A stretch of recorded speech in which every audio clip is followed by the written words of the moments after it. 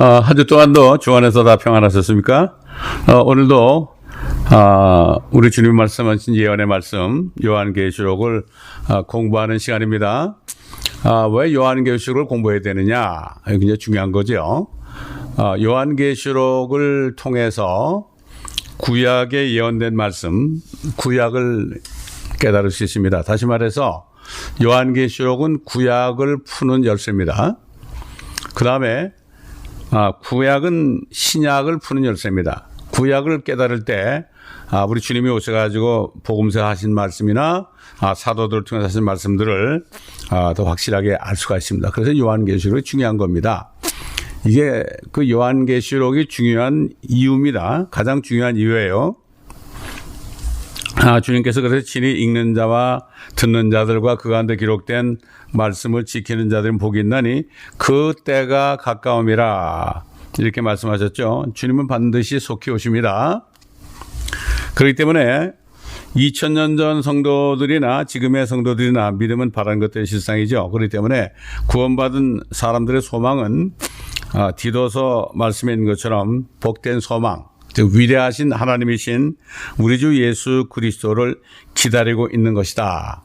이렇게 말씀하고 있죠. 여러분 무엇을 기다리고 사십니까?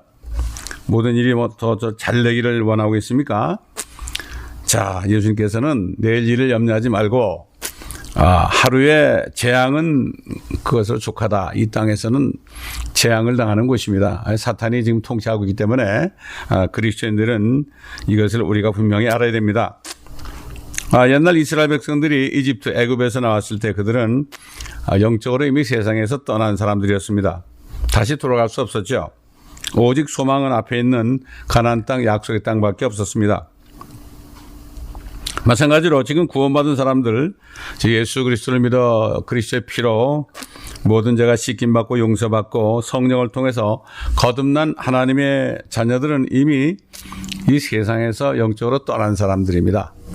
이미 하나님의 보좌 오른편에 그리스도와 함께 앉히셨다. 이렇게 사도 바울은 에베소 교회 성도들에게 증거했죠. 자, 영적으로 앉혀진 거죠. 그렇기 때문에 이런 사람들은 항상 하늘의 소망으로 살죠. 구원받는 하나님의 자녀들은 몸은 이 땅에 있지만 그러나 영을 통해서 성령과 연결되어 있기 때문에 우리는 영적인 몸이 되고 예수님은 머리가 되시는 거죠. 그래서 교회를 그리스도의 몸된 교회다. 이렇게 말씀하죠. 그렇기 때문에 이제 우리의 소망은 주님이 오셔서 하늘과 땅을 회복하시고 하늘에서 뜻이 이룬 것처럼 땅에서도 이루어짐으로써 하늘과 땅이 그리스도 안에서 죄도 없고 마귀도 없고 악한 자도 없는 의망과는 새 하늘들과 새 땅이 되고 거듭난 하나님의 자녀들은 새 예루살렘에서 영원히 주님과 함께 사는 것입니다. 그러나 구원은 받았지만 거듭나지 못한 유대인들, 이 남은 자들이 이제 대환란 때 이 땅에서 영원히 제사장 민족이 되는 것은 성경이 분명히 말씀하고 있습니다. 그들이 천년왕국에 들어가서 이 땅을 그들이 책임맡고 제사장 민족이 됩니다. 그리고 12사도들은 주님께서 친히 말씀하셨듯이 이스라엘의 12지파의 보좌에 앉아서 이스라엘 백성들을 영원히 통치한다고 말씀하고 있습니다. 자, 우리는 성경을 바로 깨달아야 됩니다. 그렇기 때문에 무조건 하늘에 올라가는 것이 아니라 이 땅에 주님이 오실 때 성도들도 함께 와서 1000년 동안 주님과 함께 다스리는 기간이 있습니다. 이것이 오늘날 거듭난 성도들이 이 땅에서 일한 만큼 주님이 주시는 상이죠. 이 상급은 통치권을 말씀합니다. 왕 같은 제사장으로서 믿지 않은 사람들을 믿지 않는 사람들, 즉 죄인들을 소망 없는 사람들을 그리스도의 복음을 통해서 그리스도께로 인도해서 저들의 죄를 용서받게 하고 저들도 제사장 역할을 한 사람들은, 그래서 제사장 역할을 한 사람들은 결국 왕이 되어서 주님과 함께 더불어 다스린다고 했습니다. 사도 바울이 디모데에게 그랬죠. 우리가 참으면 if we suffer 그랬죠. 그와 함께 다스릴 것이다. We shall reign with him. 그랬습니다. 우리가 그를 부인하면 그도 우리를 부인할 것이다. If we deny him, he will deny us. 이렇게 말씀했죠. 그리고 요한계시록 19장에서 이런 수많은 성도들은 만왕의 왕이요 만주해 주신 주님을 따라서 이 땅에 올 것이라고 했고, 사도 바울은 골로새 3장에 우리가 그와 함께 영광스럽게 나타난다 이렇게 증거를 했습니다. 또 주께서 그들을 데리고 오신다고 했습니다. 유다서에서도 에녹을 통해서 이렇게 얘기했죠. 주께서 수많은 성도와 함께 오신다. 에녹이 이렇게 증거했다고 유다서에 나옵니다. 성경에서 가르치는 앞으로 될 일들을 우리가 알지 못하면 이 땅에 사는 동안에 한시도 평안을 누릴 수가 없습니다. 육신이 주는 평안은 잠시 잠깐이지만 사라지지만 주님이 주시는 평안은 어느 누구도 뺏어갈 수 없기 때문에 참으로 우리는 주님이 주시는 그 평화를 누리면서 살아야 되는 것입니다. 그래서 하나님의 나라 왕국은 성령 안에서 의와 화평과 기쁨이다. 사도 바울이 자신이 그 누리는 세 가지를 증거했죠. 로마서 14장 17절에 있습니다. 자, 오늘은 계속해서 요한계시록 14장 4절부터 보겠습니다. 여기서는 14만 4천에 대해서 나오죠.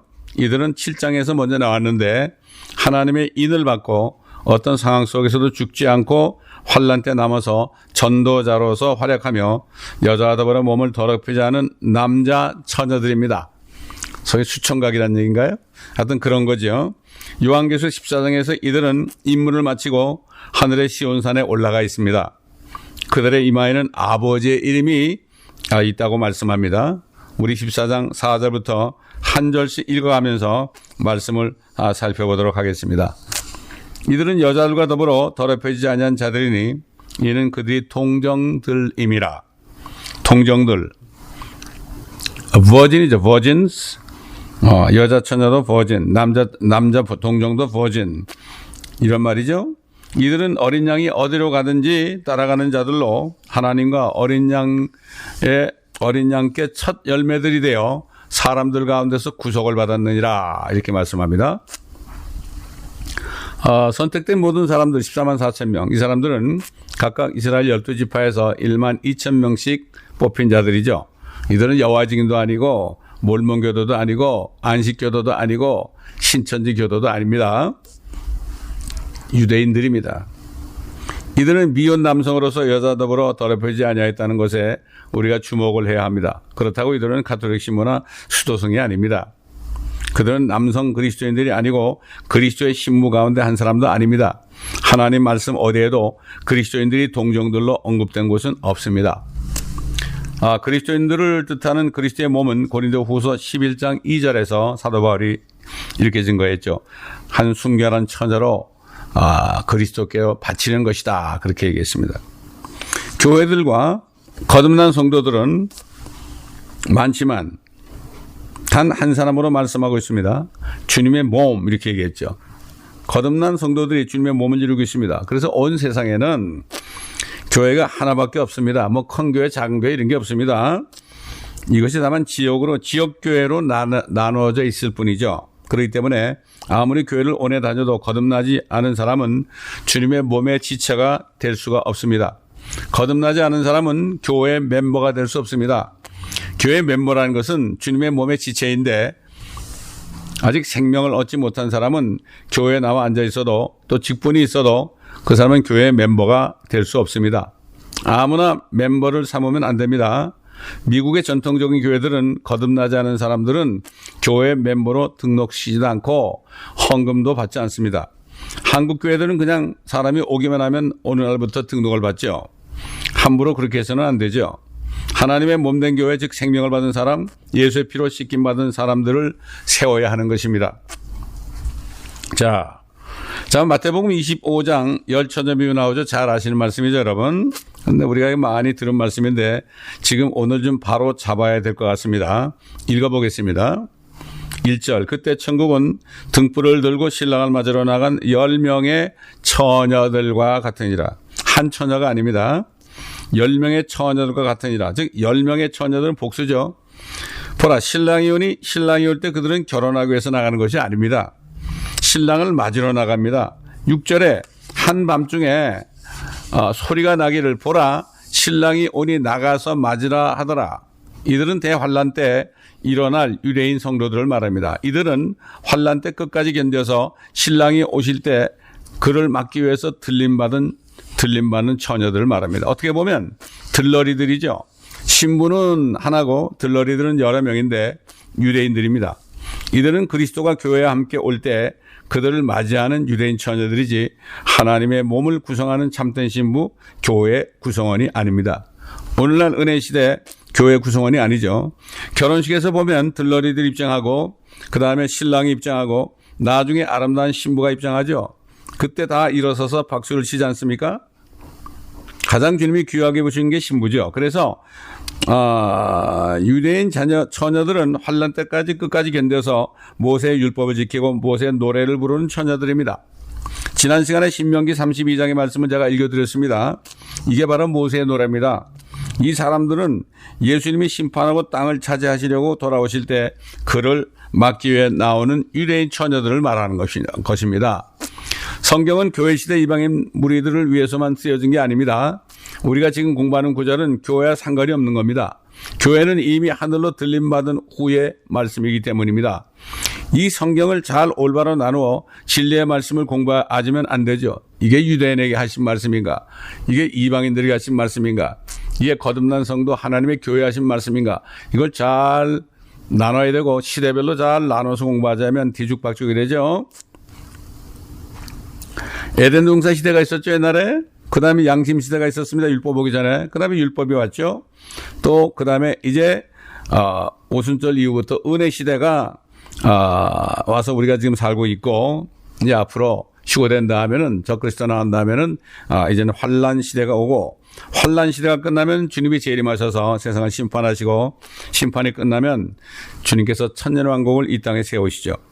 그것이 끝나가 되면 영원 세계가 펼쳐지는 바로 새하늘과 새 땅과 새 예루살렘, 이 시대적인 구분을 우리가 잘 해야 하는 것입니다. 물론 은혜 시대뿐만 아니라 모든 시대에도 하나님이 은혜를 주셨죠. 옛날 노아 때도 은혜 주셨습니다.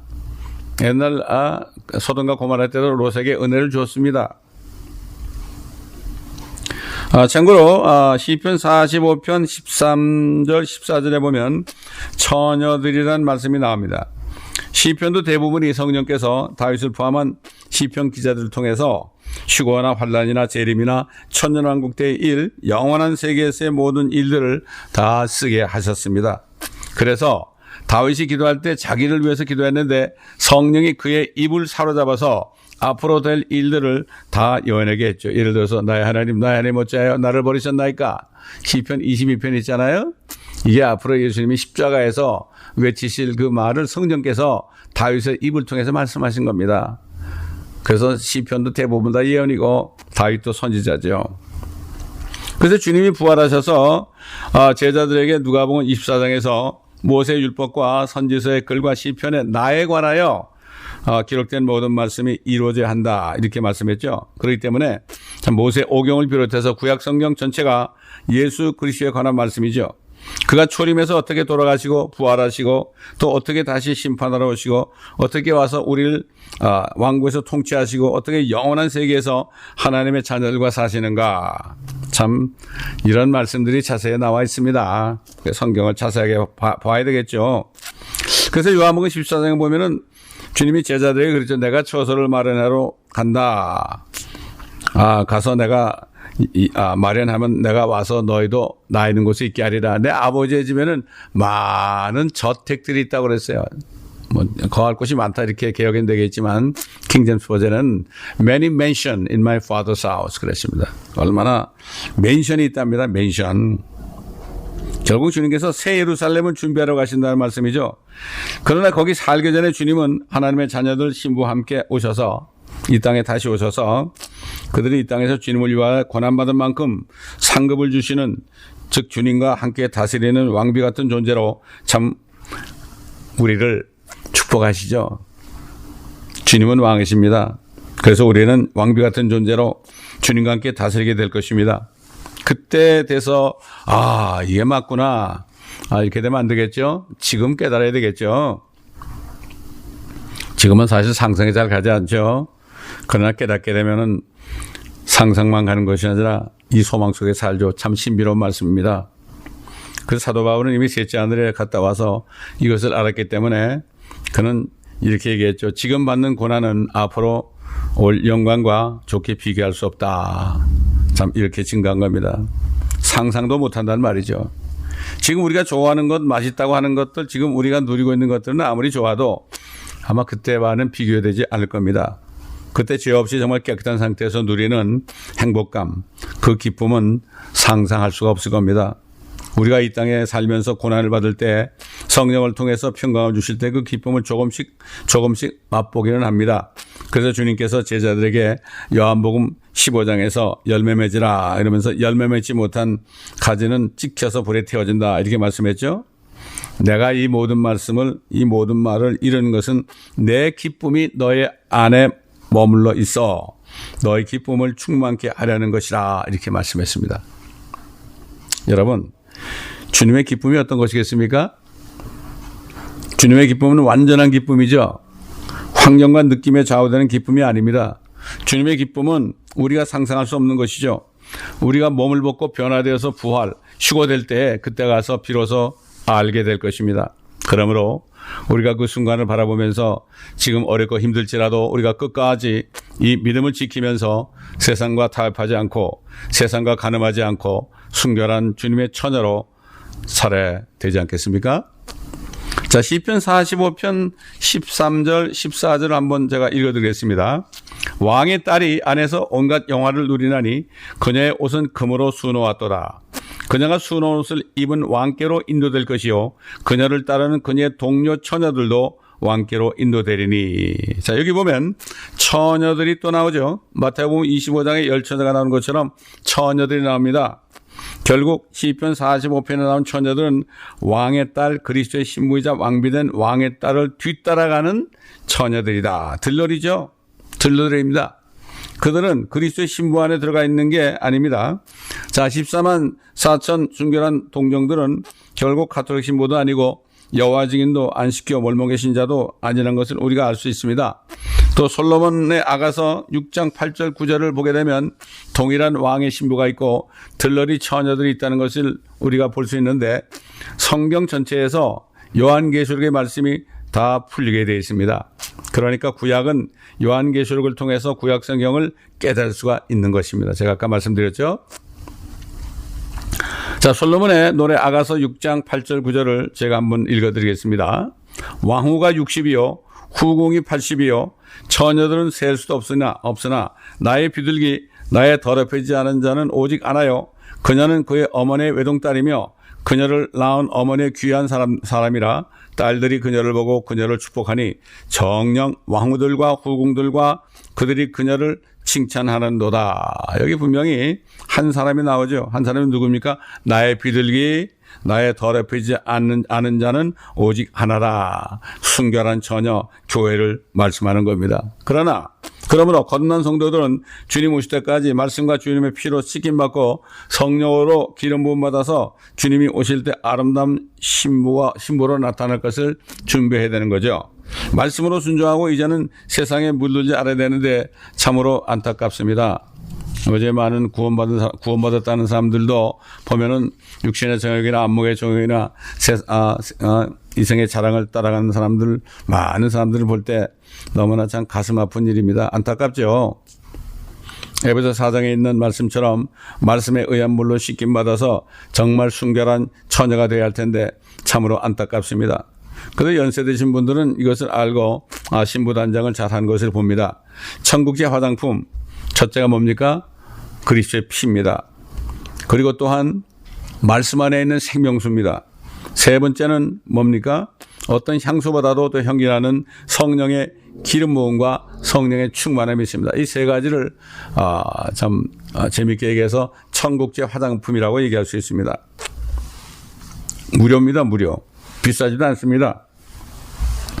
그래서 술 취하지 말라 이런 방탕한 것이니 성령의 충만함을 받으라고 사도 바울을 통해서 우리에게 말씀하신 것을 알 수가 있습니다.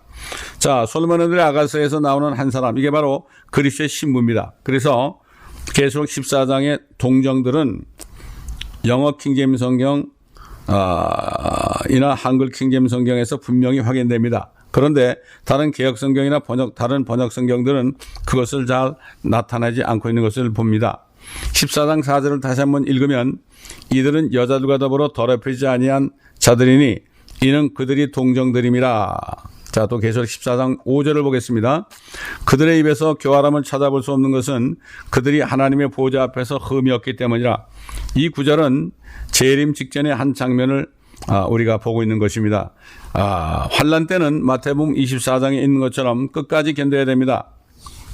그러나 주님이 그날을 감하지 않으면 아무도 구원받을 자가 없을 정도로 환난이 엄청난 것을 우리가 요한계시록을 통해서 알 수가 있습니다. 이 끝까지 견디는 것을 자꾸만 이 그리스도인들이 환난에 넘어가서 끝까지 견뎌야 된다고 그러는데, 끝까지 견디는 것은 환난에 넘어간 유대인들, 이방인들을 말하죠. 거듭난 그리스도인 하나님의 교회는 그 전에 휴거됩니다. 여러분, 아직도 안 믿어지시는 분이 있습니까? 어떻게 하면 믿을 수 있을까요? 여러분 안에 성령이 계시면 성령께서 말씀하시고 확실하게 깨닫게 하십니다. 자, 예수 그리스도의 말씀인 마태복음 24장에서는 대환란이 되면 태양이 검은 천처럼 새까맣게 되고 또 빛을 발하지 않고 다른 피처럼 된다, 이렇게 했습니다. 얼마 전 달이 월식을 하는데 크림슨 레드로 바뀌었죠. 이것은 예사로 볼 것이 아닙니다. 왜 끝까지 견뎌야 합니까? 짐승의 표 666을 받지 않기 위해서죠. 표를 받지 않기 위해서 온갖 고통 속에서 땅의 풀뿌리를 캐먹으면서도 사탄의 유혹을 끝까지 이겨야 되는 겁니다. 대환란 때. 지금 이북의 지하교회 성도들이 지금 그렇게 하고 있죠. 모세의 율법을 지키고 예수 그리스도를 그들의 구세주로 믿어서 환란 때 구원받아야 되는 거죠. 그들은 성녀로 거듭나지 않았기 때문에 끝까지 행위로 견뎌야 되는 겁니다. 지금 은혜 시대는 믿음을 통하여 은혜로 구원을 받죠. 믿기만 하면 하나님의 선물로 받는 거죠. 정말 내가 죄인임을 정말 깨닫고 나는 도저히 주님 아니면, 예수님 아니면은 소망이 없다. 나는 아무리 노력해도 죄를 이길 수가 없다. 내 안은 죄로 가득 찼다. 예수 그리스도를 믿지 않으면 다른 방법이 없다. 이걸 깨닫고 예수 그리스도의 이름을 부르기만 하면 구원을 받습니다. 십자가에서 예수 그리스도의 한편 강도는 이것을 깨닫고 다른 강도에게 우리가 행한 것 때문에 죽지만 이분은 아무 죄가 없는 분이다. 이렇게 죄 없는 분이 자기를 위해서 돌아가신 것을 믿고 주여, 주의 왕국, 주의 나라가 임할 때 나를 기억하소서. Remember me when thy kingdom come, 그랬죠. 이렇게 말할 때 예수님께서 진실로 진실로 내가 네게 이르노니 네가 오늘 나와 함께 낙원에 있으리라. 구원받은 거죠. 그는 세례나 침례 받지 않았습니다. 그러나 그는 고백한 그 순간에 구원을 받았습니다. 그래서 대환란 때가 되면 더 이상 은혜 복음이 전파되지 않죠. 그때는 천사들이 영원한 복음을 전한다고 요한계시록에 나타나 있고, 그 복음의 내용은 천사들이 하나님을 두려워하며 섬기라, 이렇게 날아다니면서 얘기한다고 합니다. 선포한다고 그러죠. 그때 사람들이 악해져 가지고 하늘을 향해 삿대질을 하고 하나님을 원망하는 장면을 우리가 하늘에서 우리가 앞으로 보게 될 것입니다. 마태복음 22장, 24장, 25장에서 비슷한 말씀을 우리가 볼 수 있습니다. 그렇기 때문에 이 시대를 잘 분별하지 못하면 마태복음 24장에 있는 말씀을 혼동하게 됩니다. 주님께서는 예루살렘이 무너지는 사건, 휴거의 사건, 재림의 사건, 환란 때 일어나는 세 가지 사건을 동시에 말씀하시기 때문에 특별히 마태복음 24장은 성령의 기름 부음이 없이는 깨달을 수 없고 혼란스러울 수밖에 없는 것을 알아야 됩니다. 그러나 이것을 잘 나누어 보면 분명하게 알 수가 있습니다. 자, 그럼 계속해서 14장, 계시록 14장 6절, 7절을 보겠습니다. 또 내가 보니 다른 천사가 하늘 한가운데로 날아가는데 그가 땅에 사는 자들과 모든 민족과 족속과 언어와 백성에게 전할 영원한 복음을 가지고 큰 음성으로 말하기를 하나님을 두려워하며 그분께 영광을 돌리라. 이는 그분의 심판의 때가 이르렀음이라. 하늘과 땅과 바다와 물의 원천들을 지으신 그분께 경배드리라 하더라. 이렇게 막 말씀드린 대로 환난 때는 은혜 복음이 아니고 영원한 복음이 전해지죠. 천사들이 전합니다. 지금은 그리스도인들이 복음을 전하죠. 왜냐하면 그러나 그 환란 때는 그리스도인들은 전부 하늘에 올라가고 없기 때문에 하늘 한가운데로 날아가는 천사가 복음을 전하는데 이 복음은 바울이 전한 복음이 아닙니다. 그러나 은혜 시대에는 그리스도의 복음밖에 없죠. 왜? 갈라디아 1장에 보게 되면 8절에 성령께서 사도 바울을 통해서 분명하게 말씀했습니다. 그러나 우리뿐만 아니라 하늘에서 온 천사라도 우리가 너희에게 전한 것 외에 어떤 다른 복음을 전한다면 그는 저주를 받으리라. 하늘에 있는 천사가 계시록에서는 영원한 복음 전하죠. 그러나 이것을 지금 전하면 안 됩니다.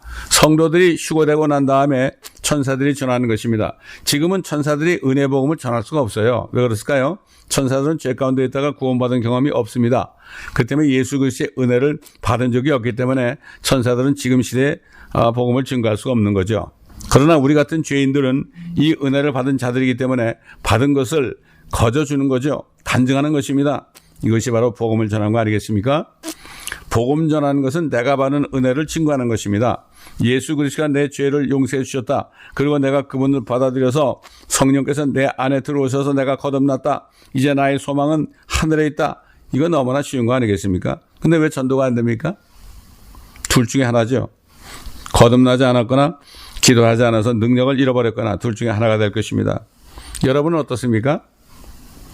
오늘 시간에 만일 이 세상을 떠나신다면 여러분 분명히 주님을 만날 소망이 있습니까? 99%도 아니고 100%가 되어야 됩니다. 왜 그렇습니까? 안에 계시는 분은 주님 예수님이 계시는데 성령이 계시는데 그것을 확실히 알죠. 그런 분들은 확실히 알게 되어 있습니다. 예수의 영은 예언의 영이죠. 우리가 어디 갈지 압니다. 누가 가르쳐서 되는 게 아니죠. 어떤 분은 내가 구원을 받았나요? 라고 묻는 분이 가끔 있었어요. 그럴 때마다 저는 그래요. 아직 구원을 못 받은 것 같습니다. 그러니까 복음을 깨닫고 죄인임을 깨닫고 회개하고 오늘 예수 그리스도를 진정으로 영접하십시오. 저는 이렇게 얘기합니다. 자, 그래서 성령이 오시면 모든 진리로 인도해 주시고 앞으로 장래에 일어날 일들을 너에게 가르쳐 주신다. 이렇게 말씀했죠. 너에게는 구원받은 사람들을 말하는 거죠. 구원받은 사람들이나 그걸 알죠. 아무리 교회를 오래 다니고 직분이 있어도 심지어는 목회자의 직분이 있더라도 거듭나지 못하면 알 수가 없습니다. 옛날 바리새인들이 그 당시에 다 목회자, 현재 목회자들이나 성경 박사들이겠죠. 그러나 그들은 거듭나지 못했습니다. 겨우 니고데모 한 사람만 겸손하게 와서 말씀을 들었을 때 거듭나게 됐고 주님이 돌아가셨을 때 알로에 침향을 200근인가 가져와서 주님의 장사에 써달라고 했습니다. 주님을 비판한 바리새인들을 향해서 책망하는 것을 우리가 성경을 통해서 우리가 볼 수가 있습니다. 자, 여기 갈라디아서에서 다른 복음을 전하면 저주를 받는다고 말씀했는데 참 갈라디아서 1장이 마태복음 1장부터 요한복음 21장까지 은혜 복음을 말한다면 예수 그리스도께서는 너희가 믿음으로 말미암아 은혜로 구원을 받았으니 이것은 너에게서 난 것이 아니요 하나님의 선물이라.